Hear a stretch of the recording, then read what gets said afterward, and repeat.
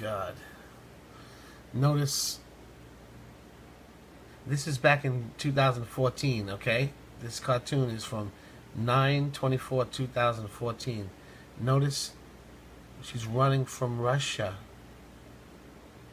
Why? Why are you running from your Russian past, huh? Anyway, got two breaking stories.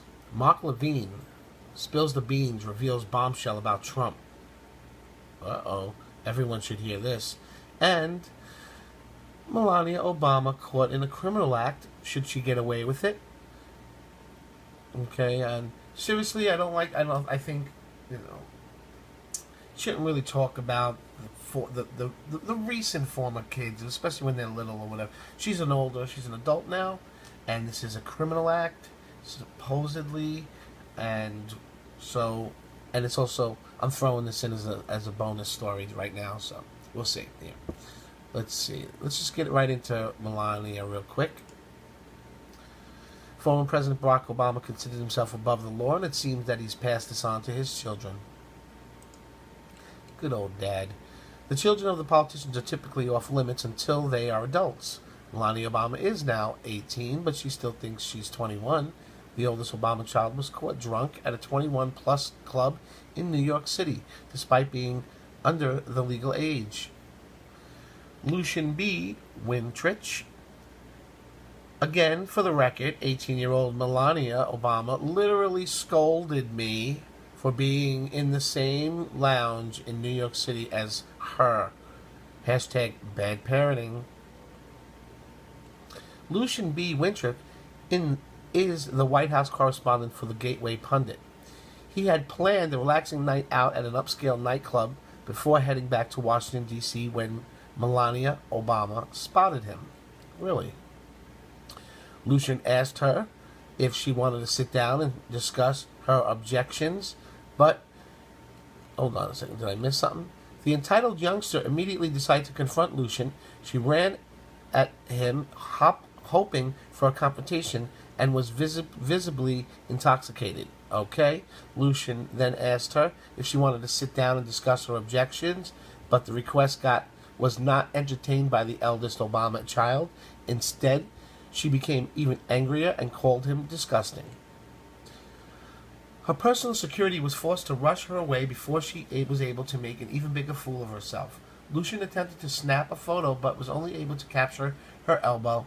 The management at the New York club then demanded that Lucian delete the photo from the social media or be banned from the club. He accepted the ban and posted the picture.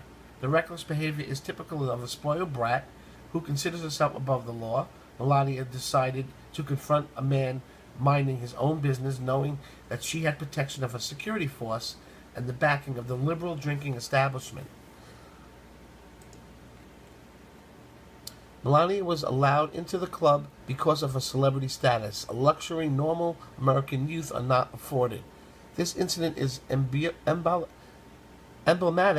of the new reality for the Obamas. The law-breaking and the former lawmakers are lashing out now that they have lost their control, and they are embarrassing themselves in the process. Barack Obama is desperately fighting to protect his legacy, but his crimes cannot be hidden forever. He will go down as the worst president in our nation's history. I just thought we'd throw that in there. Okay. Now, Mark Levin spills the beans, reveals bombshell about President Trump. The recent reputation of the so-called Ryan Care alternative to Obamacare is being willfully misinterpreted by President Trump's critics. Now, we know why. On his popular radio show, Mark Levin took to the airwaves to defend Trump's response to the death of Ryan Care. Specifically, Levin congratulated President Trump for agreeing to fight another day, while simultaneously letting Obamacare explode by itself via World News Politics. I thought the president's comments today were actually outstanding, and he showed enormous humility. And this guy doesn't give up. I mean, he said, okay, we'll fight another day. In essence, he said, look, events are going to reach a point where this is going to have to be addressed and resolved. And when it reaches that point, I'm here. Mark, that's not leadership. Well, it kind of is, actually. I'm not making a comparison. It's the sort of way that Dwight Eisenhower managed. Said, okay, when things reach a point, they'll be knocking on my door, and then we'll figure things out. But I want you to hear some of this, because many of you were working as these things transpired through the day. Let's start with cut 6, Mr. Producer, go. Thank you very much. We were very close. It was a very, very tight margin. We had no Democrat support. We had no votes from the Democrats. They weren't going to give us a single vote, so it's a very difficult thing to do. I've been saying for the last year and a half that the best thing we can do, politically speaking, is let Obamacare explode. It is exploding right now. It's many states have big problems. Almost all states have big problems. I was in Tennessee the other day, and they've lost half of their state in terms of an insurer. They have no insurer, and that's happening to many other places. I was in Kentucky the other day, and similar things are happening. So Obamacare is exploding. With no Democrat support, we couldn't quite get there. We're just a very small number of votes short in terms of getting our bill passed. A lot of people don't realize how good our bill was because they were viewing phase 1, but when you add phase 2, which was mostly the signings of Secretary Price, who's behind me, and you add phase 3, which I think we would have gotten, it became a great bill. Premiums would have gone down, and it would have been very stable, would have been very strong. But that's okay. But we're very, very close, and again, I think what will happen is Obamacare, unfortunately, will explode. It's going to have a very bad year. No, people say, well, that's it. That's what he said. Well, he's not a dictator. A bill wasn't passed, and he couldn't sign it. Now, he got behind this bill. I've heard it said, he could have done more. I don't know what else he could have done. I think that was his mistake, getting behind this bill.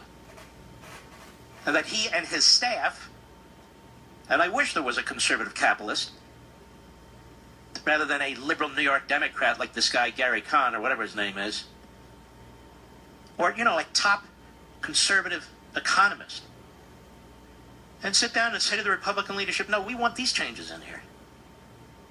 We need to make these changes in here. Instead, you got Ryan with Reince Priebus, you got the liberal Democrat, you got this going on and that going on. But anyway, I thought Trump handled himself, actually, in this speech, exceptionally well. Cut 7, go. I think the losers are Nancy Pelosi and Chuck Schumer, because now they own Obamacare. They own it, 100% own it. And this is not a Republican health care. This is not anything but a Democrat health care. And they have Obamacare for a little while longer until it ceases to exist. And while we're on this, where are the proposals from Nancy Pelosi and Chuck Schumer to fix their Obamacare? Where are the Democrat proposals? I don't mean the lunatic Marxist left like Bernie Sanders. I don't want. Let's not. Shut up and sit down. No. Where are the proposals coming from Chuck Schumer and Nancy Pelosi to fix what they wrought? To fix what they unleashed on the American people? Where are their proposals, ladies and gentlemen? And I'm sure all weekend long, Jake Tapper and Brian Sletzer, or whatever the hell his name is, on CNN, Wolf Blitzer, I'm sure they're going to be really asking about it.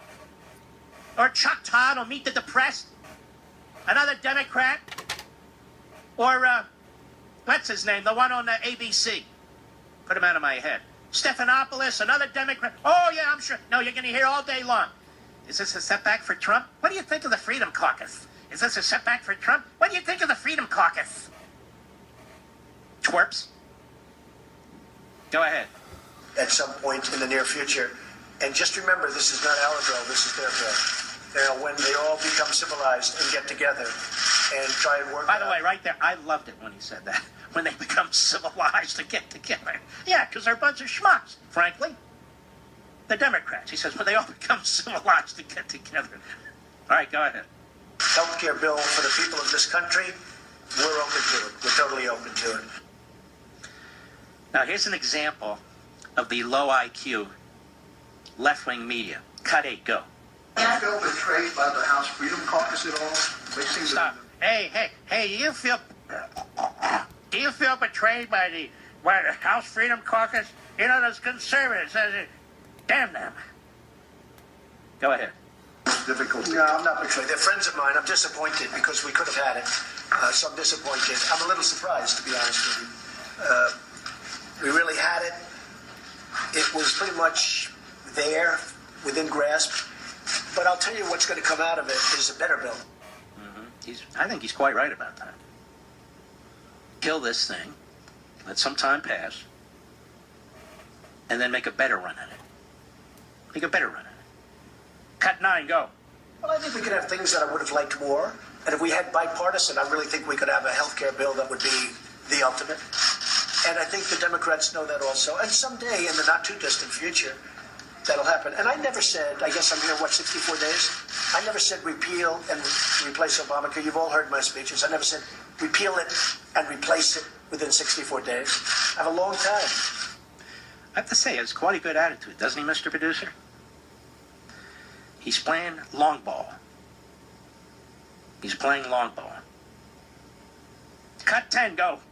The one thing that was happening as we got closer and closer, everybody was talking about how wonderful it was, and now we'll go back to real life.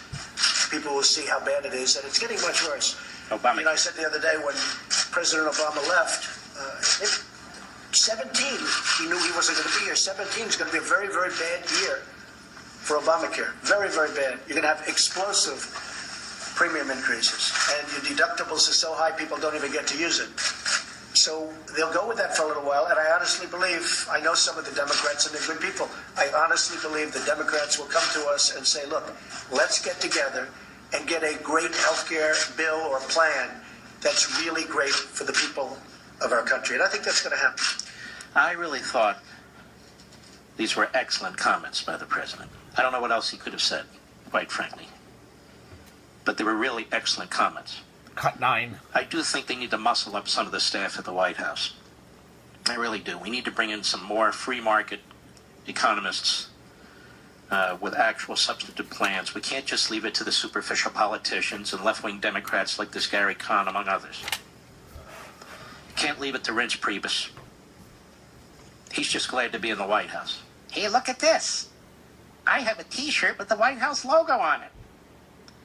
No, it's time for really smart people, thinkers, yes, elitists, who understand how markets work. And they're going to be needed to unravel what the left-wing eggheads did under Obamacare. We need our smart economists, our intellectuals, to undo what their dastardly leftist intellectuals did. And it's going to take more than a few committee chairmen and 14-year-old staff members and threatening conservatives, run people against them in the primaries and stuff like that. We got to get very, very serious about fixing this.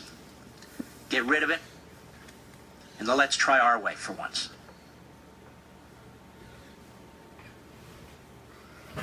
All right. As Levin has been saying for years now, Republicans would be better served just to let Obamacare die on its own, thereby showing the electorate that the bill was doomed from the start. Levin is the point. Due to the failed promises of no new taxes, lower deductions, and simplified comparison shopping, Obamacare has not managed to get the enrollments it's needed to survive. Also, the pullout of major insurance companies like Aetna have done great damage to Obama's dream of socialized medicine. Furthermore, Obama's flat-out lies about people being able to keep their favorite doctors and have plans turned off millions of Americans. Obamacare's death blow may be on the horizon. Conservatives should rejoice. For once Obamacare is fully in its grave, a true through alternative can be created. For once Obamacare is fully in its grave, a true, thorough alternative can be created.